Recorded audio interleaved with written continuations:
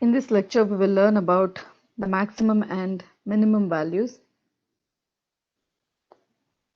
So the first definition, let C be a number in the domain D of the function f. Then the function at the point C is said to have absolute max of the given function f on the domain D if value of fc is greater than or equal to value of f of x for all x in D. Similarly, you say that the function has a minimum value if f of c is less than or equal to f of x for all x belonging to D. So let's do this example, a function with infinitely many extreme values.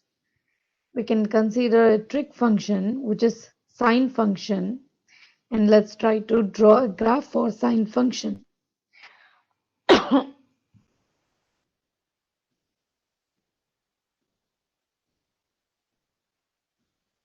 So in this graph, we see that the sine takes a maximum value at 1 and it takes a minimum value at -1.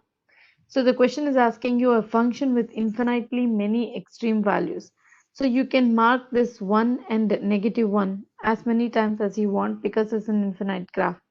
So you say the extreme values here in this problem or absolute max, which is 1, or it is absolute min, which is -1. So these are the extreme values, and you have infinitely many of them in the graph of sin x. Next is an example of a function with a minimum, but there is no maximum. You all should be familiar with the function y equal to x square, a parabolic function. So let's try to draw this. You see the minimum value here is 0, but you see the graph keeps increasing, so you don't have a cap, you don't have a stop for it, which means there is no maximum value defined for this function. In the next example, a function with no max or a min, y equal to x cube. If you try to trace this curve, it's like this. You see that you don't have a min and you don't have a max. This keeps increasing and this keeps going down in either directions. Similarly, y equal to x line,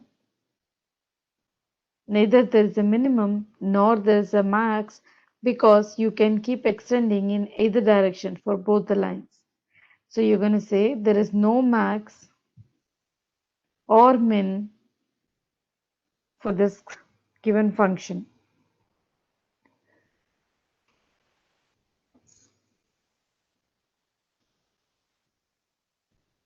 Next is the extreme value theorem. So suppose the function is continuous on a closed interval AB and say that the function attains the absolute max f of c and the absolute min f of d at some numbers c and d in the closed interval AB. So on a function on a closed interval AB will have a max or a min. So let's see this graph to understand the extreme value theorem.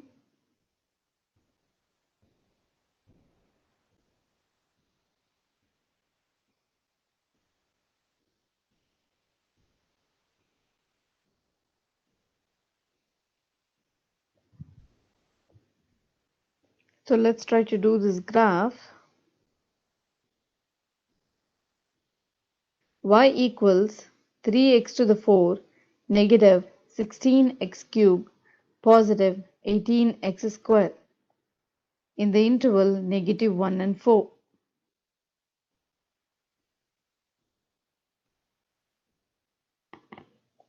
So you mark some positive and negative points on the x-axis and the y-axis.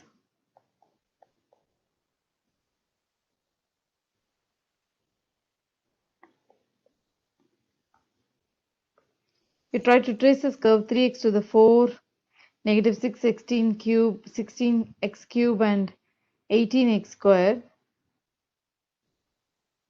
So you have a max at -1, which is negative 31 37.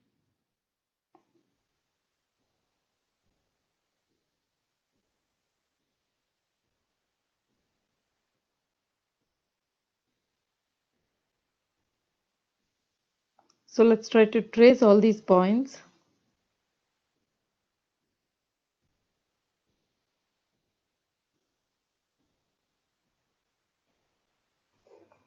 So this value here is 432, 3 negative 27, and this is your 1 5. So you're seeing a maximum value here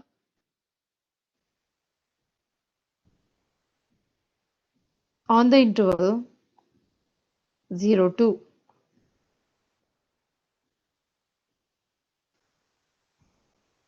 So let's write absolute max, absolute min. Absolute maximum value is negative 20, positive 37 at x equal to negative 1, and absolute min value is 37 when x equal to 3.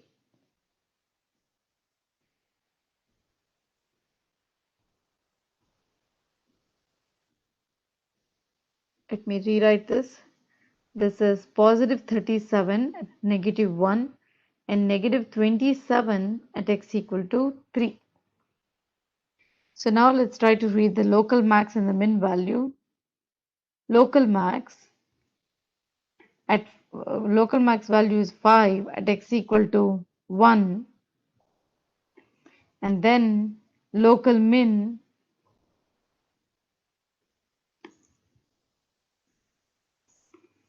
is 0 at x equal to 0 and is also equal to 0 at x equal to 2. So we have 2 local min and 1 local max. For local min and local max, you see a small piece of interval. For the absolute min and absolute max, you see the entire interval.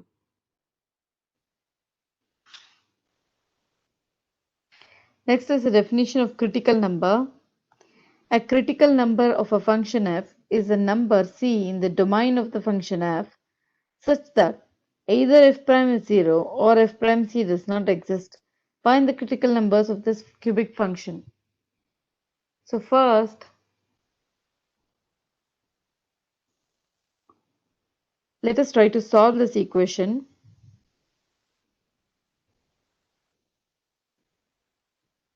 By finding its derivative, let's do df over dx. How did we know that we have to derive with respect to x? Because on your right hand side here, all the functions are functions of x. Df over dx is 3x square plus 2x plus 1.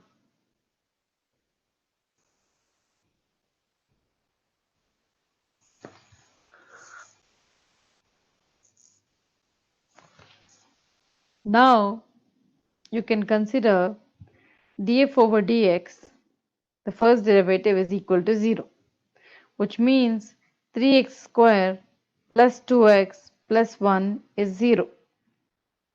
So you factor, or you can try quadratic formula, which is easier. X equal to negative b plus or minus square root b square minus 4 times a times e divided by 25. Or let me write this as,